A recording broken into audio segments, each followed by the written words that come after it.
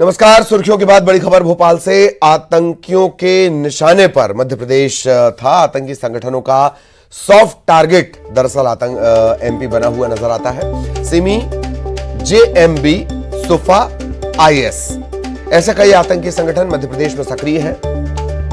PFI देश विरोधी गतिविधियों में शामिल था। प्रदेश में पीएफआई के तकरीबन 6000 सक्रिय सदस्य हैं। इंदौर, उज्जैन और पूरे मालवा में 2500 सक्रिय सदस्य हैं। ये अब तक जानकारी निकल कर आई है। पीएफआई का गरीबों और आदिवासियों पर फोकस था।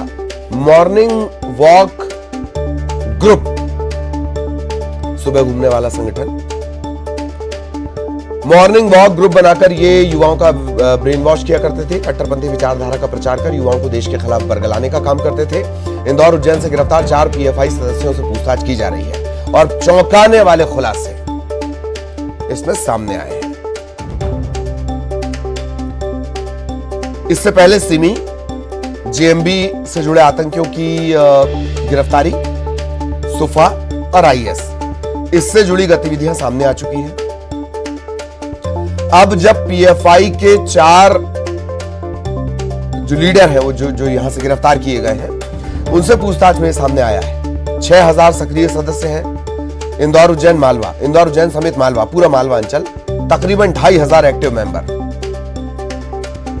मॉर्निंग वॉक ग्रुप बनाकर ये युवाओं का ब्रेन वॉश करते थे। अब तक जो जानकारी निकलकर सामने आई है,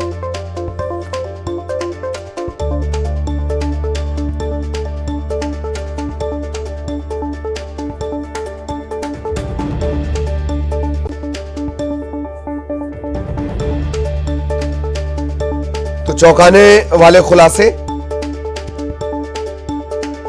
4 गिरफ्तारियां जो पीएफआई को लेकर बड़ी कार्रवाई हुई है, उसमें 4 गिरफ्तारियां हुई हैं मध्य प्रदेश से। उसमें कई चौंकाने वाले खुलासे हुए हैं।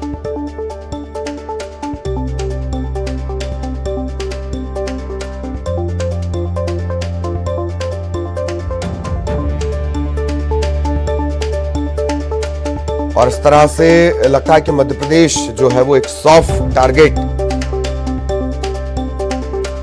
बना हुआ है। मनोज हमारे साथ जुड़े हुए हैं। मनोज, चौंकाने वाले खुलासे, हालांकि इसमें कोई संशय नहीं है कि इससे पहले सिमी, जेएमबी, एसआई, आईसिस, इनकी गतिविधियां सामने आई, पर अब पीएफआई का बड़ा खुलासा।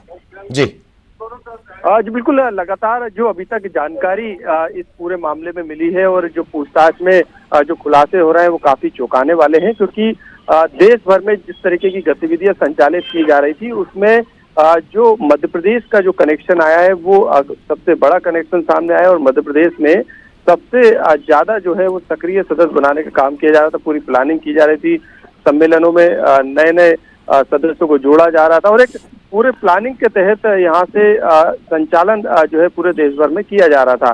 यही कारण है कि एमपी एटीएस जो है वो पूरी तरीके से एनआईए के साथ इस मामले की जांच में जुट गई है। 7 दिन का रिमांड लिया है और बड़े लोग जो टारगेट में थे उनकी जानकारी जुटाई जा रही थी। अब वो किस तरीके से आगे उनकी जानकारी को उपयोग करते, किस तरीके का उनका टारगेट था, इसको लेके जो है वो पूछताछ लगातार की जा रही है। और अभी क्योंकि आज पहला दिन है रिमांड का, ऐसे में आने वाले समय में कई बड़े खुलासे जो है इस पूरे मामले में होने वाले हैं। तो ऐसे में जिन नामों को लेके बार बार जिक्र किया जा रहा था कि बीजेपी के ये नाम हो सकते हैं, संघ के ये नाम हो सकते हैं, लेकिन अभी क्योंकि यह प्राथमिक तौर पे ये डिटेल मिली है, केरल में भी इस तरीके के नेताओं को निशाना बनाने की बात सामने आई थी, कई तरीके के एविडेंस मिले थे, लेकिन मध्य प्रदेश के लिहाज से जो नाम जो अभी तक की जांच में आए वो किस तरीके से उनका उपयोग, किस तरीके से वो उन जानकारी को जुटा रहे थे, आखिरकार क्या टारगेट था, क्यों उनके नाम इन पीएफआई के सदस्यों के पास थे, ये जो एंगल है उस कड़ी को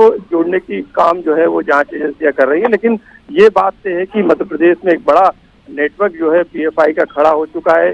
सक्रिय सदस्यों की संख्या बढ़ गई है। इसके अलावा जो स्लीपर सेल है वो कहीं ना कहीं मध्य प्रदेश में जो है वो सक्रिय है, एक्टिव है। साथ ही जो दूसरे आतंकी संगठन है उनके कनेक्शन और उनकी विचारधारा, खास तौर से आईएस की विचारधारा को ये फॉलो करते थे, इस बात का भी खुलासा हुआ। तो कई संगठनों से प्रभावित थे और यही कारण था कि पीएफआई अपने आप में एक बड़ा संगठन बनने जा रहा था और मध्य प्रदेश को कहीं ना कहीं सॉफ्ट टारगेट बना के रखा था। मध्य प्रदेश को उन्होंने चुना था क्योंकि मध्य प्रदेश के लिहाज से काफी सुरक्षित वो लोग मानते थे। जी जी जी, शुक्रिया मनोज, लेकिन आप हमारे साथ बने रहें, आगे भी मनोज से हम चर्चा करेंगे।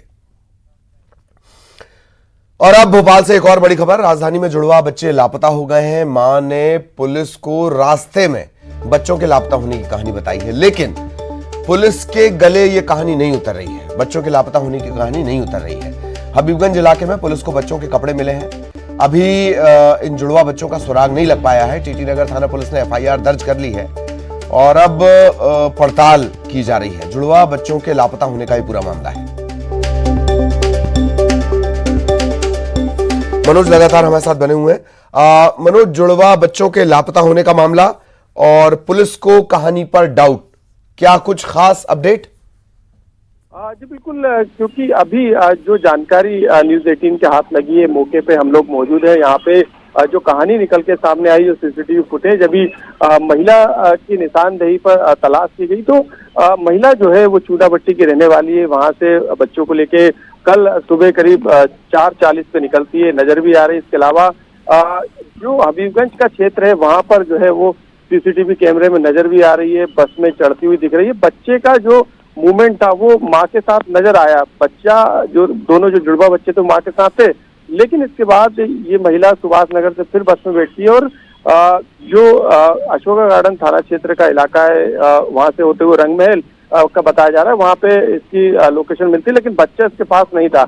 इस बीच में ये बच्चा कहाँ चले गए, दोनों जुड़वा बच्चे कहाँ लापता हो गए, कहाँ गुम हो गए, ये अब सबसे बड़ा सवाल बना है। और क्राइम ब्रांच जो है इस पूरे मामले में सक्रिय हो गई है, क्योंकि माँ से जो पूछताछ की गई है, क्योंकि 15 दिन के ये बच्चे हैं, तो माँ कुछ बोलने को तैयार नहीं है। वो कह रही है कि बच्चे मेरे पास है। अब उससे पूछा जा रहा है तो वो बोले, माँ ने फिर जवाब दिया कि बच्चे मैंने कहीं रख दिए हैं। इस तरीके के सवाल जवाब जो है वो किए गए। तो अब ये सबसे बड़ी चुनौती पुलिस के सामने है कि किस तरीके से लापता बच्चों को जो है वो ढूंढा जाए।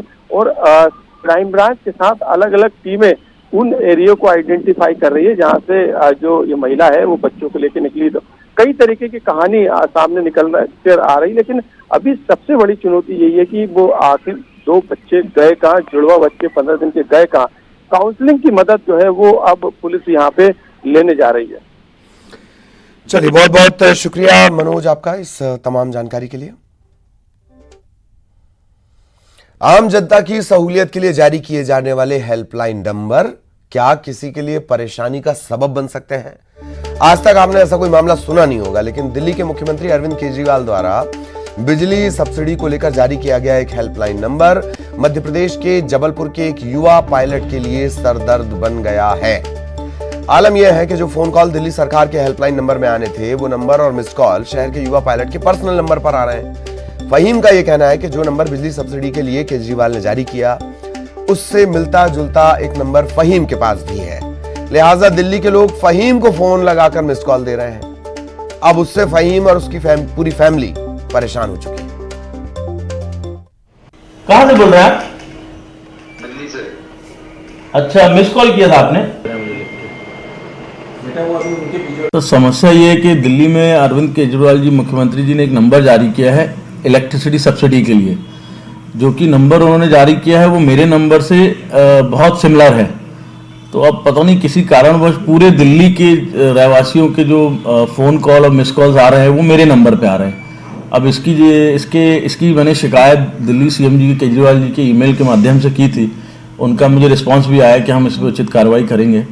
तो मेरा जो कंसर्न है वो ये है कि मैं चाहता हूँ कि लोगों को पता लगे कि वो गलत नंबर डायल कर रहे हैं, ताकि भविष्य में किसी प्रकार की कोई प्रॉब्लम मेरे नंबर पे या मेरे नाम पे क्रिएट ना हो। और 30 लाख लोग हैं दिल्ली में जिनको ये सब्सिडी प्रोवाइड हो रही है, वो सब लोग मेरा नंबर पे ही गलत तरीके से डायल करके और मुझसे सब्सिडी के लिए बोल रहे हैं। और अब ग्वालियर से बड़ी खबर। ग्वालियर में तेज बारिश शुरू हो गई है। बीते 24 घंटे की अगर बात कर ली जाए 20 मिलीमीटर बारिश दर्ज हुई है।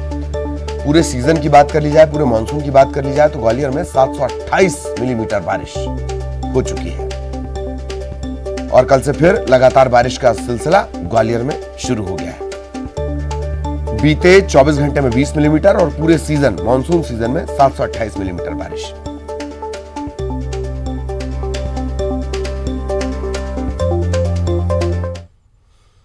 जबलपुर के गोहलपुर थाना इलाके में रहने वाले मार्बल व्यवसायी रमजान खान को आधी रात में एक शख्स ने फोन पर 1.5 करोड़ रुपए की रंगदारी मांगी है।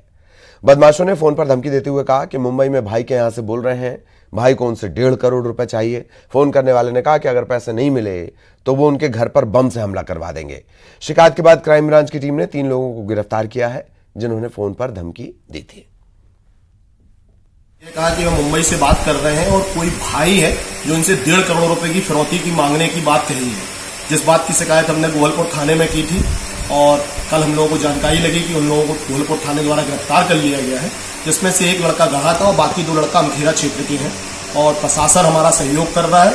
तो हम लोगों ने सख्त से सख्त कार्रवाई की।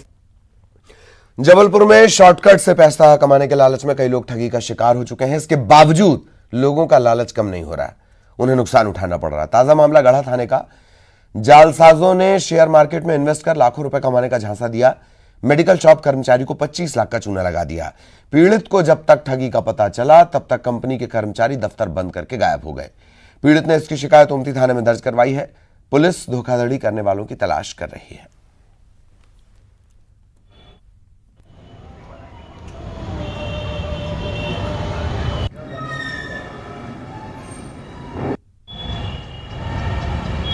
स्वास्तिका इन्वेस्टमेंट में काम करते हैं और इनके द्वारा उनसे विभिन्न जो कंपनियां हैं उनके शेयरों में पैसा लगाने के नाम पर इनसे 25 लाख रुपए लिए और इन दोनों ने वो 25 लाख रुपए अपने खाते में जमा करा लिए और इससे अपने खाते में जमा करा के उनके साथ धोखाधड़ी की गई है।